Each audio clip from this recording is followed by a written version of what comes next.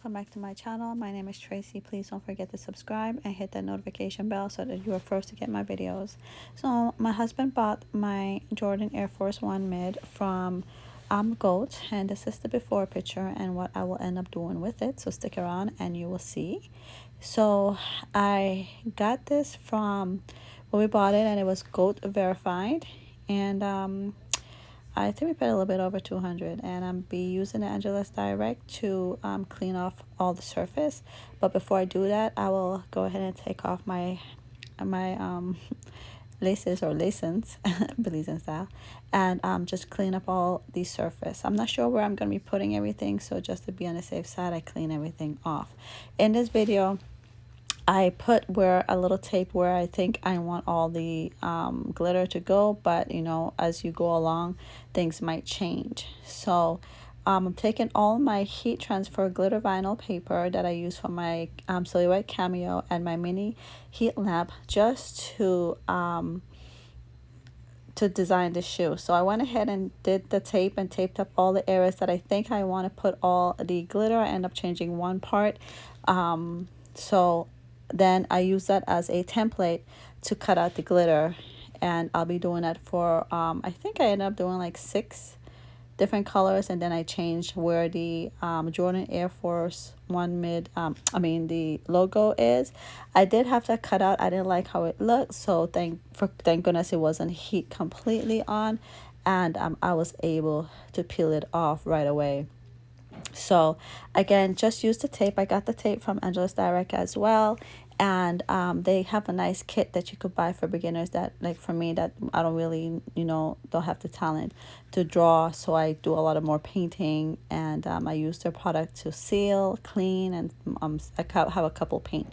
So I am going to be cutting off 4 of these this side, and then on when it goes to the other side, you kind of put the tape on the back of the glitter paper so that you kind of reverse it. So I'll be doing 4 of these, and it's some of them were kind of like exact and some off or a little bit off, but you would literally have to be staring at the shoes. So these are the 4 that I end up getting, and now I'll be doing the other portion that I want glitter on and peeling it off. So some of the tape are kind of like taped over the tape, and just so when you peel it off, make sure you don't take it off, because then you'll lose the length of the size of what you want. So just peel it off carefully, again, because the tape overlap each other to make that perfect turn, and don't get all crazy on me. So I like this pink. So if you can't see that glare from the glitter vinyl paper, it's a plastic that's on the glitter. So when you iron your image or your paper on an object or subject or object, yeah, you end up iron directly on that plastic paper. But for any reason you peel up, then you could peel off the plastic and you're done. But my iron was set at medium, because if I put it too high, it tends to burn. So I have to put it. So what I do, I kind of just keep the plastic on, or whatever they call that, the plastic layer on. I iron it just to kind of like get it on there, and then I find a way to take it off. Sometimes the heat lets it lift, and then I take it off, and then I use the heat transfer paper. So this is all that I end up cutting. And see, this is the heat transfer paper that comes for t-shirt transfer. And so when you see me ironing, that it looks like it's ironing directly on there, I'm not, because it will burn it. It already has that layer of protective sheet on there. I don't like, once I get it on there, it might not be on perfect, so I just peel off that layer, and then I end up using the wax paper to finish up the heating of the whatever I'm doing, shirts in this case, or lettering, or in this case glitter paper. So yeah, I just kind of tack it on there real fast, and then in a few parts I'll show you how you get to peel off that first little plastic. And hey, if you haven't by now, can you take this chance to subscribe to my channel, please, and hit the notification bell so that you are my first to get my videos. So yeah, so it's it was kind of fun, but kind of hectic because you kind of had to be exact. And but I didn't know what I wanted to do for this shoe, for my tennis shoes, because I've done different tennis shoes before. I've did Kobe, custom Kobe's. I've did regular rhinestones. I've done painting, different designs I've done. I don't draw and I don't paint, so a lot of my custom shoes are heat transfer or just rhinestones in that sense. For this one, it's Jordan Air for One mids, which are very hard to find. By the way, again, I got this off of Goat, and so I end up doing a rhinestone, and I use the E6000 glue to put this. My E6000 glues it's a very large one. I think it's a 3.5 ounce.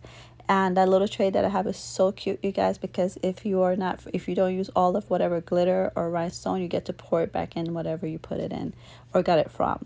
Yeah, so my glue was kind of like, so I suggest that if you buy the glue, buy smaller ones. Like they have really, really tiny ones. I forget, like they're 1 ounce or something.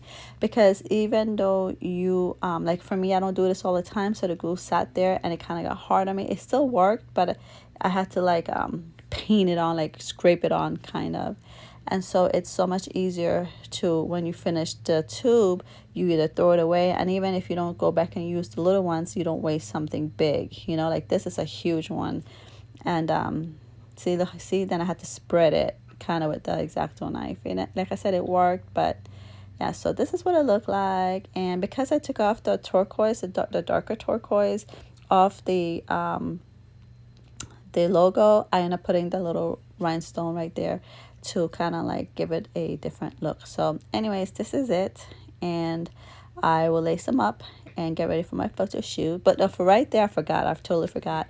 I wanted that to stand out, so I used my Posca markers and the pen, and it's still like, for one foot was clearer than the other foot in terms of trying to see the imprint of it. So I end up doing that, and then I will seal it with the sealer from Angela's Direct, so that if it washes off, like right here, if you make a mistake before you seal it, you just kind of take a little bit of acetone, and I think you could use also that's a sealer right there, and a little brush that came in a kit that I end up using. So I had this dry overnight. Even though I have my heat gun, I didn't want to use it, so I had this sit overnight, and then I just kind of dab it on. I don't paint it on, just in case for some reason it didn't stick. So how do you like it? Let me know. I have one more coming up. Check my other videos. I'm gonna try and link a few of them that I've done prior, like in memory of custom shoes. But also I have another Kobe. I bought Kobe's that's off, I think, Nike.com. They're like $94 because I can't find Kobe's anywhere. I don't care what kind of Kobe's they are. I just wanted one.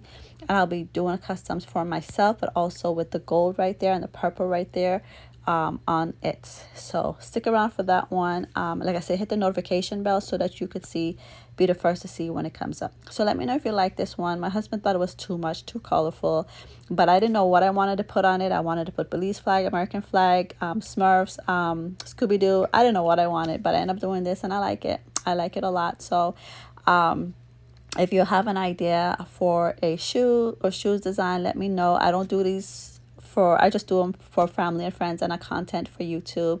And if anyone asks me to do it, they provide me the shoe, and I just do it for them. So I really like how it came out. Even though it's a lot of bling bling, it wasn't too much. So this is the before and the after again. So I hope you like it, and share with your friends, please.